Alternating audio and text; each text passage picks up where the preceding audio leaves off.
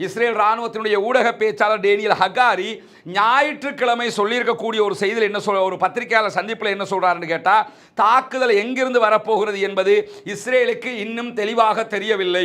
எந்த பக்கத்தால் அடிப்பாங்கிற ஐடியா இல்லை, ஆனால் நாங்கள் தயாராக வேண்டி இருக்குது, எந்த பக்கத்தால் வந்தாலும் தயாராகணும் அப்படின்னு இருக்காங்க. அதே நேரத்தில் இஸ்ரேலுடைய ஜனாதிபதி என்ன பண்ணியிருக்கிறாருன்னு, பிரதமர் ஆட்சி தான், ஜனாதிபதி டம்மியாக இருப்பார், அவர் பங்குக்கு ஏதாவது சொல்லணும்ல, அதுக்காக அவர் வந்து என்ன சொல்றாருன்னு கேட்டால், மத்திய கிழக்கில் ரொம்ப வலுவான அரசாங்கம் நாம தான், ஒன்றும் பயப்படாதீங்க, நாங்கள் ரெண்டில் ஒன்று பார்ப்போம். வலுவான அரசாங்கம்னா ஒண்டி கொண்டியில் வந்து நிற்கணும், பின்பக்கத்தால் வந்து தாக்குறதா, அல்லது அமெரிக்கா வாங்க எங்களோட சப்போர்ட்டுக்கு வந்து நின்றுக்கிறீங்க, இப்படி சொல்லிட்டு வந்தால் மத்திய கிழக்கில் வலுவான இராணுவமா தனியாக வந்து நிற்கணும். எல்லாவற்றுக்கும் மேலாக இவனுடைய சூழ்ச்சி எப்படி தெரியுமா, 1967 6 அரபு நாடுகள் யுத்தம் இருக்குதா இல்லையா, அந்த 6 அரபு நாடுகள் 6 நாளில் இஸ்ரேல் தோத்து போனதுன்னு சொல்கிறோம்ல, அதுக்கு முதல் காரணம் என்ன தெரியுமா, தோல்வி அவன் யுத்தத்தால் ஜெயிச்சானுங்கிறத விட முனாபிக்குத்தனத்தால் ஜெயிச்சான், நயவஞ்சகத்தனத்தால் ஜெயிச்சான். கரெக்டாக போய் ஈஜிப்டை என்ன செஞ்சான்டா, கமால் அப்துல் நாசர் உள்ளிட்ட தன்னுடைய வகையராக்களை தனக்கு சாதகமாக எடுத்துக்கிட்டான். ஈஜிப்டு காலவாரினா, அன்னைக்கு ஈஜிப்டு காலவாரினதோட 6 நாள் யுத்தத்தில் அன்றைக்கு தோற்க வேண்டி வந்தது. இப்பொழுதும் ஈரான் யாரையுமே நம்பாம, ஏன் ஹூதிகளையும் ஹிஸ்புல்லாக்களையும் எடுத்துக்கிட்டு வரணும்னு நினைக்கிறாங்கன்னா, வேற யாரையும் நம்பிக்கிட்டு வந்தா எந்த டைம்ல எவன் கருவறுப்பான்னு தெரியாது. ஏன்னா அமெரிக்கா சொல்லிடுச்சு, அவன் சொல்லிட்டான் இவன் சொல்லிட்டான்னு கருவறுத்துருவாங்க. அதனால தான் எவனும் வேணாம், நம்ம அடிச்சா தனியாக அடிக்கணுங்கிற மாதிரி அவங்க சிந்தனை போய்கிட்டு இருக்கிறதுனால அந்த மெத்தேடில் ஏன் யோசிக்கிறாங்கன்னு கேட்டால், நம்ம எவரையாவது நம்பி போனால் நம்மளை கழுத்தறுத்துருவாங்க, நம்மளை காலை வாரி விட்டுருவாங்க, சண்டைன்னு வந்துட்டா 1 to 1 நம்ம தான் முடிவெடுக்கணும், அந்த மாதிரியான ஒரு நிலையில் இருக்கணும்னு தான் அவங்க அதுக்காக ஒர்க் பண்ணி கொண்டிருக்கிறதாக சொல்கிறாங்க. அதிலும் குறிப்பாக இன்றைக்கு வந்திருக்கக்கூடிய இன்னும் முக்கியமான செய்தி என்னன்னா, நாங்களாம் பெரிய இராணுவம், நாங்கள் இஸ்மாயில் ஹனியாவையே கொன்றுவோம் பார்த்துக்கிறோங்க. ஒரு அரசியல் தலைவரை கள்ளத்தனமாக போய் கொள்றதெல்லாம் பெரிய சாதனையா? அதெல்லாம் சாதனை கிடையாது.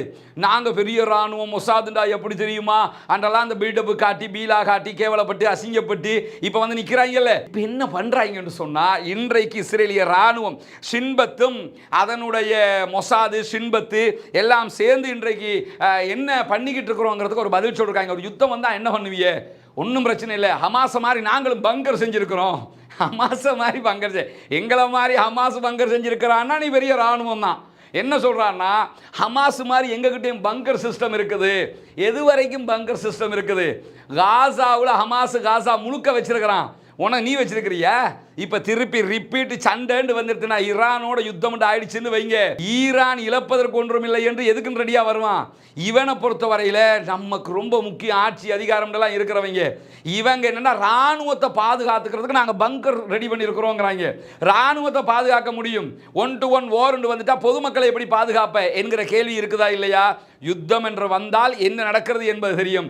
ஆனால் ஹமாஸ் மாதிரி நாங்களும் என்ன பண்ணியிருக்கிறோம், நாங்கள் பங்கர்லாம் செஞ்சு வச்சிருக்கிறோம் அப்படின்னு சொல்லி வெக்கங்கட்ட இராணுவம் இன்றைக்கு வந்து சொல்லியிருக்கக்கூடிய காட்சியில் நம்ம பார்க்க முடியும். பங்கர்களுக்குள்ள ஒளித்துக் கொள்வதற்கு தயாராகி கொண்டிருக்கிறது இஸ்ரேலிய ஆக்கிரமிப்பு பயங்கரவாத இராணுவம். இப்படியான இடத்துல IRGC-னுடைய கமாண்டர் ஆலோசகர் இன்றைக்கு என்ன சொல்லியிருக்கிறாருன்னு கேட்டால், ஜியோனிச அரசாங்கம் இஸ்ரேலிய ஆக்கிரமிப்பு பயங்கரவாத இராணுவம் 80வது சுதந்திர தினத்தை காணாது அப்படின்னு சொல்லியிருக்கிறாரு.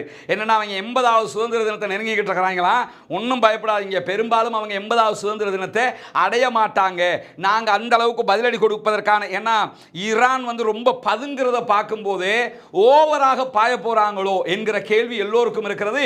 அது இன்றைக்கு கன்ஃபார்ம் ஆகிற மாதிரி ஒரு செய்தி நடந்திருக்கு, அதை நம்ம பின்னாடி பார்க்க இருக்கிறோம். நாங்கள் இஸ்மாயில் ஹனியாவுக்கு பழி தீர்த்தே ஆகுவோம், எங்களுடைய இந்த அல்-அக்ஸா புயல், அல்-அக்ஸா வெள்ளம்ங்கிறது ஹமாஸும் அங்க இருக்கக்கூடிய சுதந்திர போராளிகளும் கொடுத்த கொடுவுல ரொம்ப பலவீனப்பட்டு போன இஸ்ரேலிய ஆக்கிரமிப்பு பயங்கரவாத இராணுவம் நாங்க ஸ்டடியா இருக்கிறோம்ங்கிறத காட்டுறதுக்கு தான் எங்க ஊருக்குள்ள வந்தே இஸ்மாயில் ஹனியாவுக்கு அடிச்சாங்க. ஹமாஸே அழிக்க முடியல, ஈரானோட யுத்தம் இந்த மாதிரி காட்டுறதுக்கு என்ன பண்ணாங்கன்னு கேட்டால், நாங்கள் வலுவாக தான் இருக்கிறோம், எங்கள் இராணுவம் எப்படி தெரியுமான்னு அந்த விழுந்தாலும் மீசையில் மண்ணொட்டலன்னு சொல்லுவாங்கல்ல, அந்த மாதிரி காட்டுறதுக்கு என்ன பண்ணாங்கன்னா இஸ்மாயில் ஹனியாவை கொன்றாங்க. ஆனால் இப்போ ஈரான் அடிக்க ஆரம்பிச்சானுன்னா நிஜமாக இவன் யாரு, உண்மையிலே இஸ்ரேலுக்கு பலம் இருந்தால் அதை அவங்க ஈரானோட காட்டணும், பலம் இல்லைன்னாலும் உலகத்துக்கு தெரிஞ்சிடும், அதை நம்ம இந்த உலகம் பார்க்கத்தான் போகுது அப்படிங்கிறார் IRGC-னுடைய கமாண்டர். இன்றைக்கு அந்த யுத்தம் ஆரம்பிக்கப்பட்டால் என்ன நடக்க என்பதை நாம் புரிந்து கொள்ள முடியும்.